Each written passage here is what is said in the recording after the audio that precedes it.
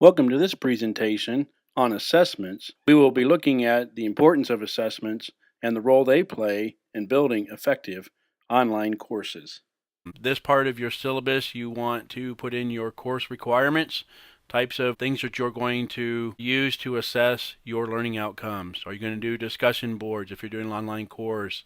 What type of projects are you going to do? Are you going to have them do a journal? Are you going to have them create some sort of a project? For example, here in this course, you're going to create your own learning outcomes you'll put in your syllabus. And of course, your overall project is your syllabus at the end of the course, the assessment rubrics, and then are you going to have them do any kind of peer review? These are just ideas that you can use for your course. This may not be appropriate depending on the topic and subject matter that you've chosen to work on for your project for this course. So it may be that you're going to do more things that are asynchronous, where you're in an individual setting. So more of individual projects and things where you're measuring what each individual student is doing rather than the cohort or as a collaboration. However, I would encourage you to create opportunities for students to work together in groups, especially the next generation, as I'm sure you've all figured out from those of you who have taken EDUC 514, working with generational issues in global education and global learning. You'll see that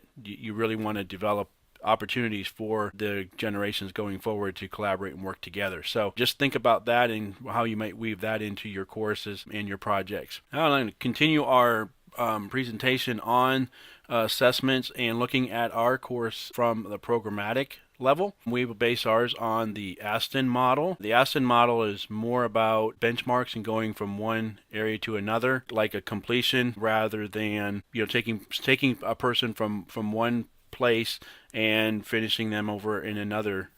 So kind of coming in as a freshman and seeing them come to completion. The Aston model has the 4 domains that we based our programmatic outcomes on. This is once again a more high level than what you need to do for your individual course and syllabus that you're working on, but just to give you ideas in ways that you might think about putting a course together within a program when you finish your coursework here. But he has the cognitive, affective, psychological, behavior, and you see there the different quadrants or what their values are for, and we'll flesh that out a little bit with some of the courses that get added into that table. Of course, the Aston definition of quality, talked about that before, benchmarks taking one person from point A to point B, in contrast to what the Harvard model is, only the best students are admitted, so that established benchmarks can be met. Whereas here is founded upon the ability to transition students from where they are to reach intended benchmarks through the Aston model on quality, which is what we're following in our program. And Aston's definition of quality. Quality is measured in terms of the benchmark to be met and the length of the academic journey. Note the emphasis on pre and post testing, which we're going to show here to go forward, and some of the things you may want to think about as you come into programmatic outcomes down the road. But you could even do pre and post testing within your 7-module course. Concepts about assessment you see here determine your program's vision, what you want to accomplish, what you see as the goals of your course going forward, how you want your students, what you envision your students going out with, equipped with a skill set. Outline your goal expectations for your students, and the rest of the list here, the expected behaviors to being identified, the assessment methodologies, doing your assessments, and then using assessments, as we talked about last time, to improve. And we'll talk about that a little bit more. So now let's get into what the global e-learning outcomes are. Master of Science in Global E-Learning, program mission. Master of Science in Global E-Learning equips specialists in adult education for practice in public education, private education, business, industry, and nonprofit organizations.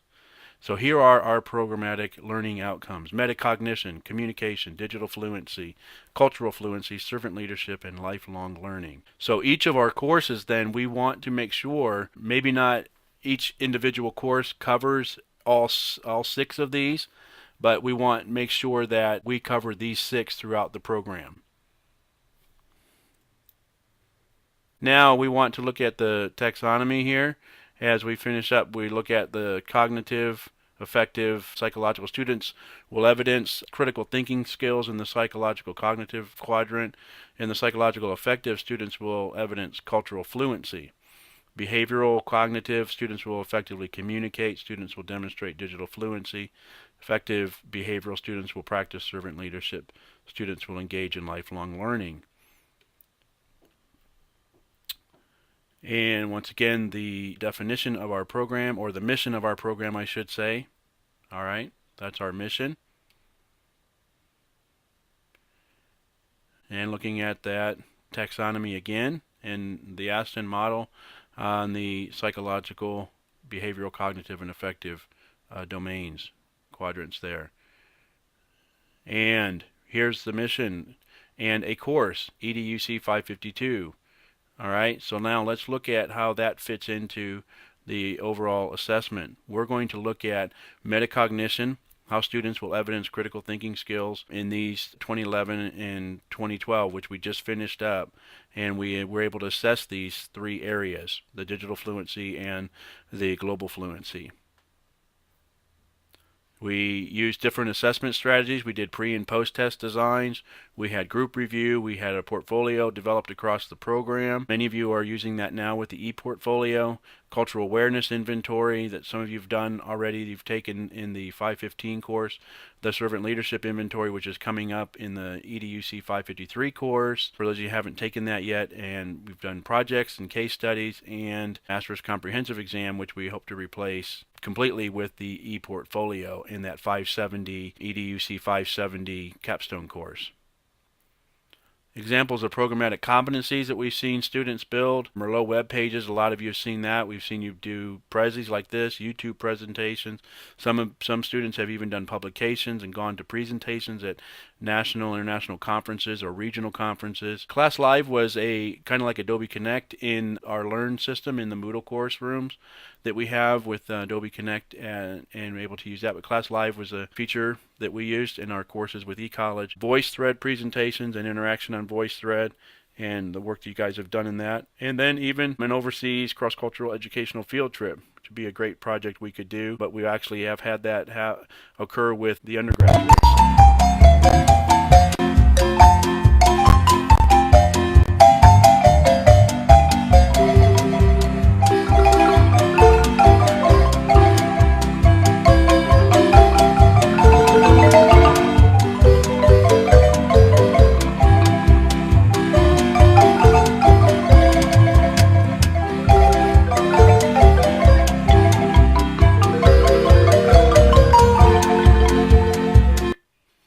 So these students were all allowed to go to Costa Rica on a cross-cultural trip, which was a great highlight for them.